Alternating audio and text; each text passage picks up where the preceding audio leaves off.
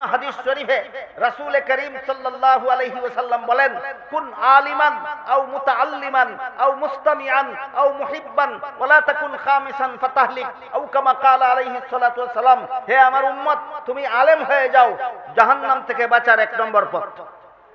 আলেম হওয়া জাহান্নাম থেকে বাঁচার। যাদের জন্য আলেম হওয়ার সুযোগ নাই তাদেরকে রাসূল বলেন আলেমের ছাত্র হয়ে যাও, এটা জাহান্নাম থেকে বাঁচার 2 নম্বর পথ। যাদের জন্য আলেমের ছাত্র হওয়ারও সুযোগ নাই তাদের জন্য রাসূল বলেন মনোযোগে আলিমের কথা শুনো আর আলিমের কথা মতো চলো, এটা জাহান্নাম থেকে বাঁচার 3 নম্বর পথ।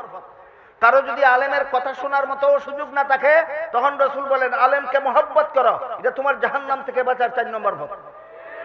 কিন্তু যদি তুমি আলেমকে মহব্বত করতে না পারো, আলেম কেন কোরআনের কথা বলে, আলেম কেন হাদিসের কথা বলে, আলেম কেন ইসলামের কথা বলে, আলেম কেন আল্লাহর কথা বলে, আলেম কেন রাসূলের কথা বলে, আলেম কেন হালাল হারামের কথা বলে, এই জন্য যদি আলেমের প্রতি অন্তরে ঘৃণা রাখো, মহব্বত যদি রাখতে না পারো, রাসূল বলেন তোমার কপালে ধ্বংস ছাড়া কিছু নয়।